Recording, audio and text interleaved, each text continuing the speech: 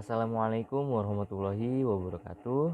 Halo semuanya, perkenalkan nama saya Rio Susanto selaku Ketua Kelompok 3 dari mata kuliah Pendidikan Agama Islam Fakultas Ekonomi Universitas Negeri Jakarta yang diampu oleh Ibu Sarina Rulita LC MSI. Sebelumnya saya akan memperkenalkan anggota kelompok dari kelompok 3. Yang pertama ada saya sendiri, lalu yang kedua ada Ego Siska, yang ketiga ada Gunawan Saputra, yang keempat ada Ida Noviati Kusuma, yang kelima ada Junika Andriani, dan yang terakhir ada Sumrotul Hasanah. Kami di sini akan mempresentasikan materi tentang kebersamaan dalam keragaman budaya. Seperti apa materinya? Mari kita simak.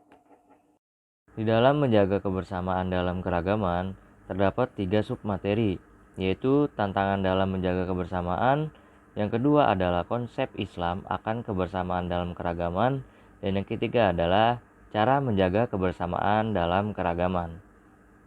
Yang pertama kita akan membahas definisi akan tantangan dan keragaman. Yang pertama, tantangan adalah suatu hal atau usaha yang bertujuan atau bersifat untuk menggugah kemampuan. Dan keberagaman adalah suatu kondisi dalam masyarakat yang terdapat banyak perbedaan dalam berbagai bidang.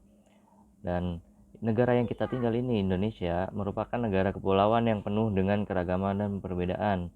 Perbedaan tersebut meliputi suku, bangsa, ras, agama, dan antar golongan. Oleh karena itu, pasti adanya tantangan di dalam keberagaman tersebut.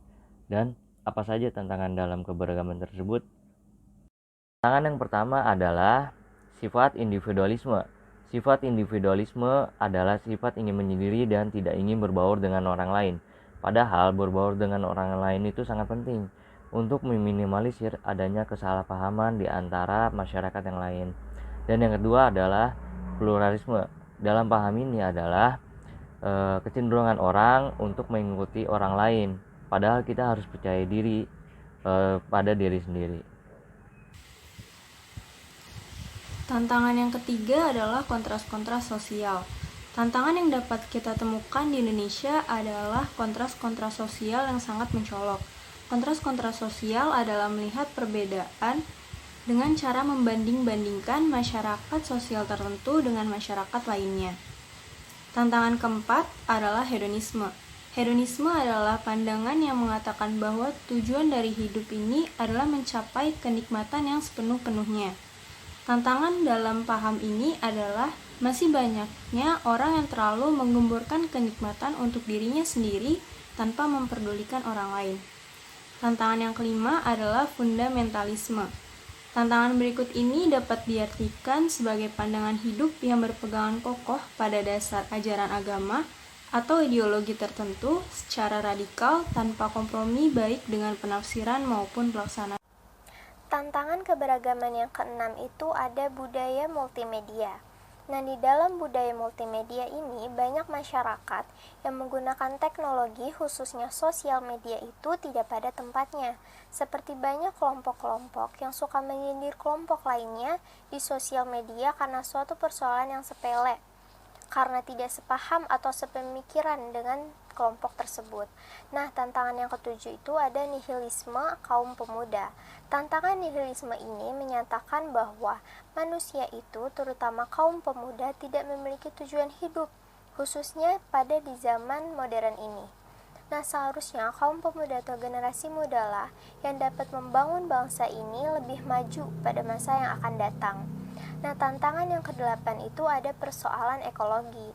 Persoalan ekologi atau lingkungan juga menjadi tantangan tersendiri bagi kita di zaman yang modern ini.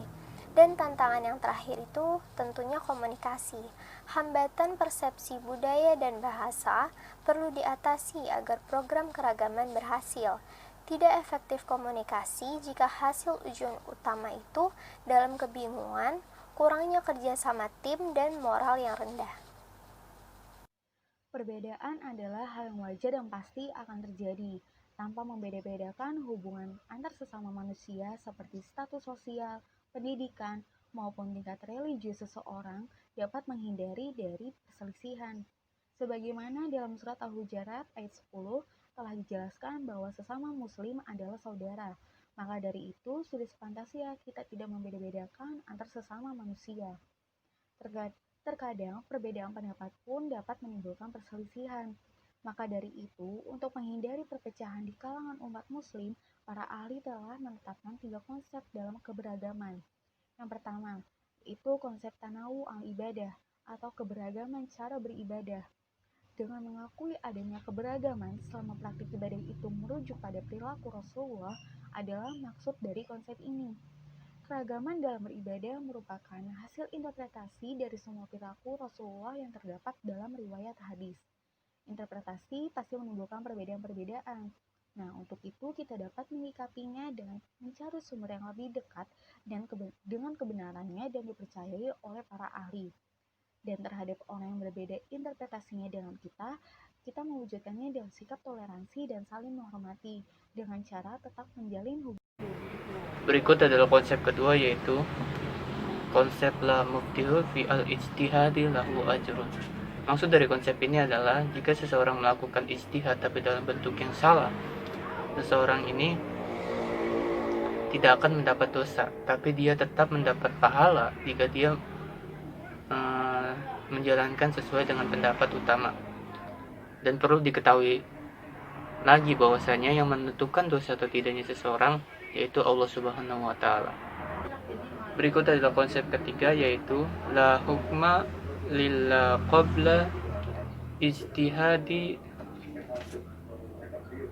la mujtihadi.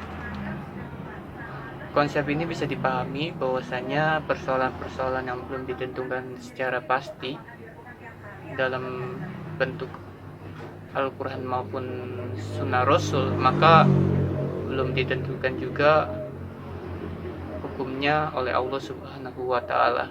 Selanjutnya ada cara menjaga kebersamaan dalam keragaman. Yang pertama, berbaur dengan masyarakat yang beragam dan saling menjalin kebersamaan agar dapat menghilangkan sikap individualisme. Yang kedua, memperlakukan orang lain sebagaimana kamu ingin diperlakukan. Yang ketiga, tidak menganggap perubahan adalah pembawa perpecahan. Yang keempat, saling menghargai keberagaman yang ada di masyarakat. Yang kelima, bergotong royong atau saling membantu satu sama lain. Yang keenam, toleransi dan tidak saling menjatuhkan. Yang ketujuh, mengamalkan Bhinneka Tunggal Ika.